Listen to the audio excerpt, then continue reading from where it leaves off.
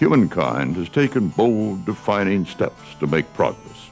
The use of fire, the invention of the wheel, and the development of the printing press all were great strides in human development. During the past century, a valley fertile for invention and creativity has entered that pantheon of achievement.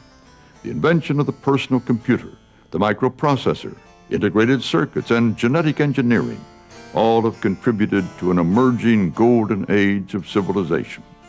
This is the story of Silicon Valley, the renaissance of technological inventions and the people who build them.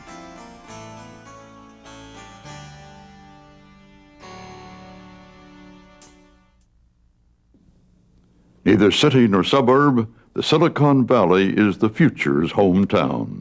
But the phenomenon also has much in common with a past era, the Renaissance.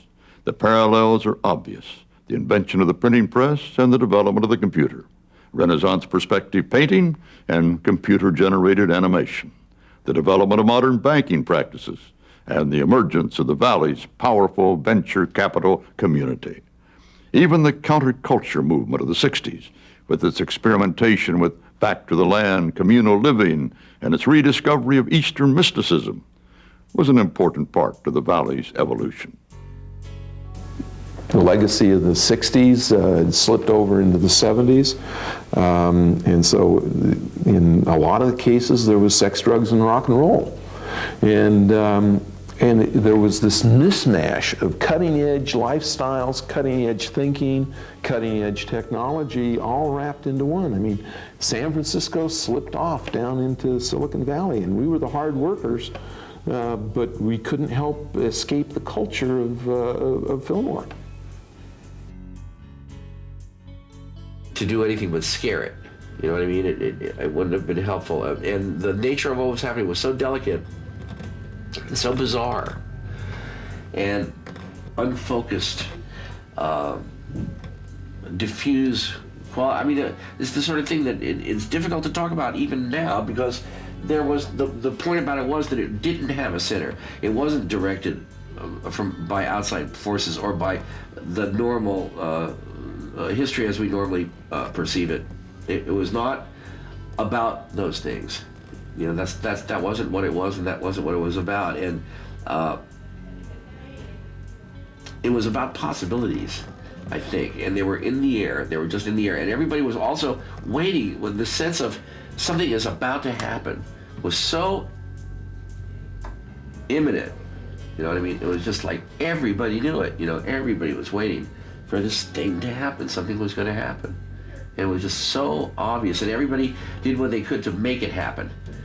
Well, I think the part of it which I have seen as a renaissance has occurred in the last 50 years. It's certainly true that there were technical developments earlier than that, but the most dramatic have occurred since the Second World War.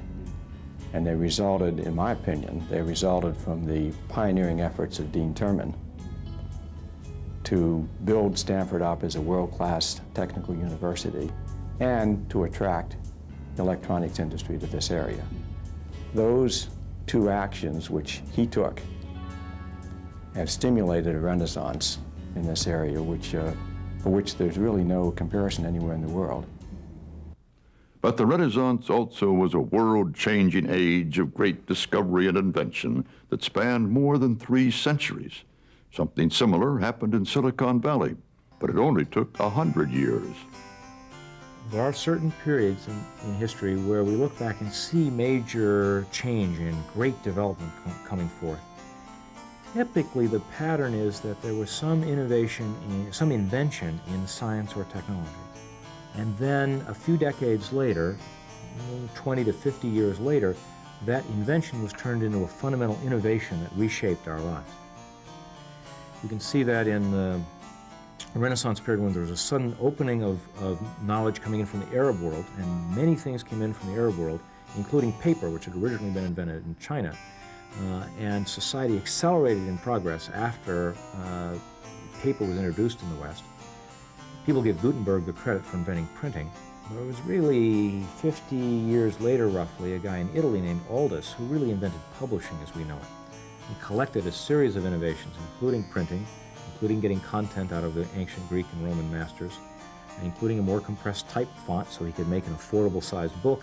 And then he invented book distribution, and that invented publishing as we know it today.